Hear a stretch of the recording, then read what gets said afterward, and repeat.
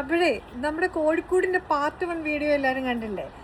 അത് കാണാത്തവരൊന്ന് പോയി കാണണേ. അപ്പോൾ ഇനി നമുക്ക് ചെയ്യുന്നത് പെയിൻറ്റിങ്, റൂഫിങ്, പിന്നെ ചില കുറച്ച് അറ്റകുറ്റപ്പണികളാണ്. അപ്പോൾ ഇന്ന് ഞങ്ങൾക്ക് ഒരു അനദർ സണ്ണി ഡേ കിട്ടിയിരിക്കുകയാണ്, പിന്നെ ഓഫ് ഡേയും കൂടെ. സോ ഇന്നത്തോടു കൂടി ആ പരിപാടികൾ മൊത്തത്തിൽ വൈൻഡപ്പ് ചെയ്തെടുത്ത് നമ്മൾ കോഴിക്കുഞ്ഞുങ്ങളെ മേടിക്കുന്നതിലോട്ട് കിടക്കണം. സോ ആ പരിപാടികൾ സ്റ്റാർട്ട് ചെയ്യുകയാണ്. അപ്പൊ നമ്മുടെ ഇന്നത്തെ പണി പെയിന്റിങ്ങിൽ തന്നെ അങ്ങ് സ്റ്റാർട്ട് ചെയ്യുവാണേ. പെയിന്റ് ചെയ്ത് നന്നായിട്ട് ഉണങ്ങിയതിന് ശേഷം വേണം റൂഫ് ചെയ്യാൻ വേണ്ടിയിട്ട്. അപ്പം ഞങ്ങളുടെ കുറച്ച് ഫ്രണ്ട്സിന്റെ അടുത്ത് ഇങ്ങനെ പെയിന്റ് ചെയ്യുന്ന കാര്യം പറഞ്ഞപ്പോൾ ഭയങ്കര ലക്ഷറീസ് ആയിട്ടാണോ ചെയ്യുന്നതെന്ന് ചോദിച്ചു. ആക്ച്വലി ലക്ഷറി ആക്കാൻ ഉള്ള ഉദ്ദേശത്തോടു കൂടിയല്ല പെയിന്റ് ചെയ്യുന്നത്. ഇത് ട്രീറ്റഡ് വുഡ് അല്ല. ഇതിന്റെ എന്താ പറയാ, 4 സൈഡിലും കൊടുത്തേക്കുന്ന കാലും പിന്നെ ആ സപ്പോർട്ടിന് കൊടുത്തേക്കുന്ന കുറച്ച് പീസസ് മാത്രമേ ട്രീറ്റഡ് വുഡ് ഉള്ളൂ. അതായത് നല്ല ക്വാളിറ്റി ഉള്ളത്. ബാക്കിയുള്ളതെല്ലാം നമ്മുടെ പാലറ്റ്സ് ആണ്. പാലറ്റ്സിന് ക്വാളിറ്റി ഇല്ല എന്നല്ല പറഞ്ഞ, ഉണ്ട്. എങ്കിൽ പോലും അത്ര ചിലപ്പോ കണ്ടിന്യൂസ്ലി മഴയും വെയിലും ഒക്കെ അടിച്ചു കഴിഞ്ഞാൽ അത് ചൊട്ടച്ചു പോകാനുള്ള സാധ്യതയുണ്ട്. അപ്പൊ അതിനെ ഒന്ന് പ്രിവെന്റ് ചെയ്യാൻ വേണ്ടിയിട്ടാണ് നമ്മൾ പെയിന്റ് അടിച്ചു കൊടുക്കുന്നത്. അപ്പൊ ഈ അകത്തു നിന്നുള്ള പെയിന്റ് അടിയൊക്കെ ഉണ്ടല്ലോ, ഭയങ്കര ബുദ്ധിമുട്ടായിരുന്നു. കാരണം ഒരു ചെറിയ കോഴിക്കോടിന്റെ വാതിൽ എന്ന് പറയുന്ന ഒരു ചെറിയ ഒരു സ്പേസ് ആണ്. അപ്പൊ അതിനകത്തൂടെ ചെയ്യുന്നത് ഇച്ചിരി ഡിഫിക്കൽട്ട് ടാസ്ക് ആയിരുന്നു. പക്ഷെ ജിനു അതൊക്കെ നല്ല നീറ്റായിട്ട് തന്നെ എന്താ പറയാ, കൈകാര്യം ചെയ്തു. ജിനുവിന്റെ ഒരു പ്രത്യേകത എന്ന് പറയുകയാണെങ്കിൽ, എന്തെങ്കിലും ഒരു പണി തുടങ്ങി കഴിഞ്ഞാൽ അത് കംപ്ലീറ്റ് ആയിട്ട് ചെയ്ത് തീർക്കണം. അതായത് നാളത്തേന് വെച്ചോണ്ടിരിക്കുന്നത് അത് അത്ര ഇഷ്ടമില്ലാത്തൊരു കേസാണ്. സോ അകത്തും പുറത്തുമായിട്ട് മൊത്തത്തില് 2 കോട്ടിങ് പെയിന്റ് ആണ് നമ്മൾ ചെയ്തേക്കുന്നത്. അപ്പോൾ ഇതാണ് നമ്മുടെ പെയിന്റ് ചെയ്ത് കഴിഞ്ഞപ്പോഴുള്ള കോഴിക്കൂടിൻ്റെ ഒരു ലുക്ക് എന്ന് പറയുന്നത്. നമ്മുടെ ഫെൻസ്, അതായത് നമ്മുടെ ഫെൻസിനോട് ചേരുന്ന ഒരു കളർ നോക്കി നമ്മൾ എടുത്തതാണ്. പക്ഷേ ഇത് ഇച്ചിരി ലൈറ്റായിപ്പോയി, ബട്ട് സ്റ്റിൽ ഓക്കെ. കണ്ട, അതിൻ്റെ അകഭാഗം എല്ലാം നമ്മൾ പെയിൻറ്റ് ചെയ്തു. ഇതാ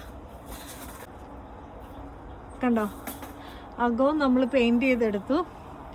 ലക്ഷറി ആക്കാനല്ല, ജസ്റ്റ് ഇൻ കേസ് വെള്ളമൊക്കെ നനഞ്ഞ് പോകാതിരിക്കാൻ വേണ്ടിയിട്ടുള്ളൊരു. അപ്പം ഇതാണ് നമ്മൾ റൂഫിങ്ങിന് വേണ്ടി ഉപയോഗിക്കുന്ന ഷീറ്റ്.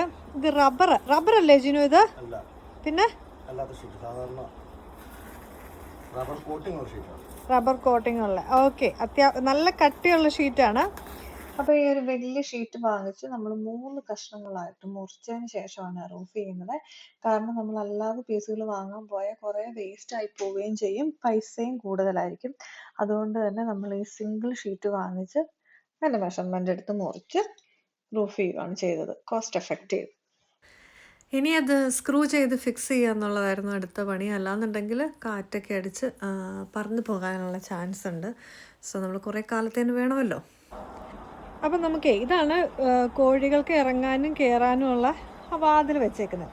അപ്പോൾ ഇവിടുന്ന് ഇങ്ങനെ ഒരു റണ്ണർ ഇവിടം വരെ കൊടുക്കാനുള്ള ഒരു പ്ലാനിലാണ് നമ്മൾ. ഇപ്പോൾ നമ്മുടെ മുറ്റത്തുനിന്ന് ഫെൻസ് പൊക്കി ഇത് ഇങ്ങനെ ഒരു സ്പേസ് ഇട്ടിട്ടുണ്ട്, ഈ മരമൊക്കെ വെക്കാനും ഒക്കെ ആയിട്ട്. അപ്പോൾ ഈ ഒരു സ്പേസിൽ ഓപ്പൺ റണ്ണർ കൊടുക്കാനാണ്. അതുങ്ങൾക്ക് ഫ്രീ ആയിട്ടൊന്ന് ഇറങ്ങി നടക്കാനോ, അല്ല കോഴിയല്ലേ ഈ ചെകയാനൊക്കെ ഒരു ആഗ്രഹം ഉണ്ടെങ്കിൽ വേണ്ടേ, മണ്ണിട്ടിട്ടുണ്ട്. അപ്പോൾ ഉണ്ടല്ലോ, ഈ റണ്ണർ കൊടുക്കാൻ വേണ്ടിയിട്ട് നമ്മൾ ഈ നെറ്റിൻ്റെ വലയാണ്, നെറ്റിൻ്റെ വലയല്ലല്ലോ, നെറ്റ് രണ്ടും ഒന്നാണല്ലോ അല്ലേ, ഈ വലയാണ് യൂസ് ചെയ്യുന്നത്, കമ്പിയുടെ. അപ്പോൾ ഇത് ഞങ്ങൾ ഇതിനു വേണ്ടി വാങ്ങിച്ചതല്ല. നമ്മുടെ ഫിഷ് പോണ്ടിൻ്റെ പണി നടന്നപ്പോൾ അതിൻ്റെ മുകളിൽ ടോപ്പ് ഇങ്ങനെ ഒരു വല കൊടുക്കണമല്ലോ, അല്ലെങ്കിൽ കിളിയൊക്കെ വന്നിട്ട് മീനിനെ കുത്തിക്കൊണ്ട് പോകും. അപ്പോൾ അതിനു വേണ്ടി വാങ്ങിച്ചതിൻ്റെ മിച്ചം ഇരുന്നതാണ്. അന്നത് കളയാതെ വെച്ചിരുന്നതാണ്. അപ്പോൾ ഈ സാധനം ഉപയോഗിച്ചിട്ടാണ് നമ്മളിവിടെ ഒരു സെക്യൂർഡ് റണ്ണർ, എന്താ പറയുക, ഓപ്പൺ സ്പേസ് നമ്മൾ സെറ്റ് ചെയ്യാൻ പോകുന്നത്.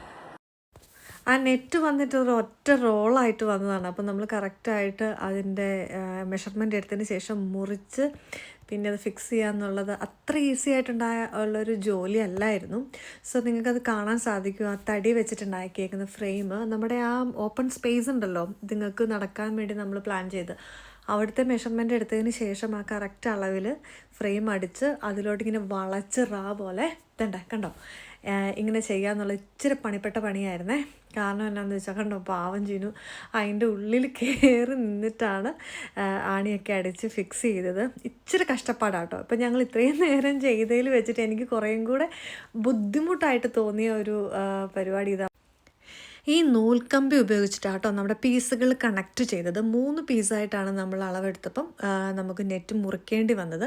സോ ഒരു ഫൈനൽ ലുക്ക് എന്ന് പറയുന്നത് ഇതാണ്. നൂൽക്കമ്പി വെച്ച് കെട്ടി ആണി വെച്ച് നമ്മുടെ ഫ്രെയിമിലോട്ട് ഇത് ഫിക്സ് ചെയ്യുകയാണ് ചെയ്തത്. നമുക്ക് അവിടെ വെച്ച് ചെയ്യാൻ പറ്റില്ലാത്തതുകൊണ്ടാണ് ഞങ്ങളിവിടെ ഇച്ചിരി മാറ്റി ഇട്ടിട്ട് അത് ഫിക്സ് ചെയ്തത്. ഇനി അത് എടുത്തുകൊണ്ട് അവിടെ വെച്ചാൽ മതി. കോഴികളല്ല, ഇത് ചുമന്നുകൊണ്ട് പോകുകയല്ലോ. ഈ കാണുന്ന സ്റ്റെപ്പ് ക്രിയേറ്റ് ചെയ്തതാണ്. കാരണം കോഴിക്കോട് ഇച്ചിരി പൊങ്ങിയായിരിക്കുന്നത് ഫീൽഡിലോട്ട് ഇറങ്ങാനുള്ളൊരു ഈസിക്ക് വേണ്ടിയിട്ട്. നമ്മുടെ ഈ സ്പേസ് ഉണ്ടല്ലോ, ഈ ലെഗ് സ്പേസിൻ്റെ അവിടെ നമ്മൾ വേസ്റ്റായിട്ട് കളയുന്നില്ല.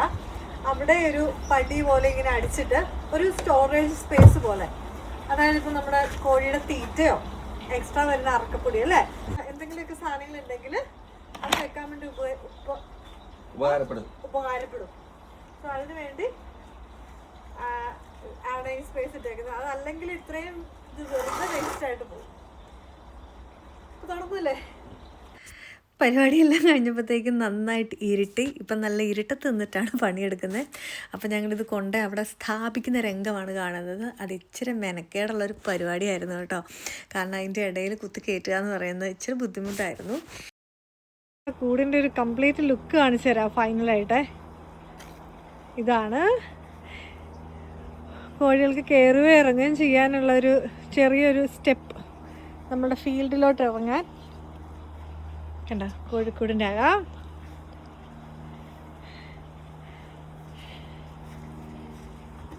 ഓപ്പൺ ചെയ്ത് കാണിച്ചു തരാം. അവിടെ മാജിക് ഡോർ ഉണ്ട്.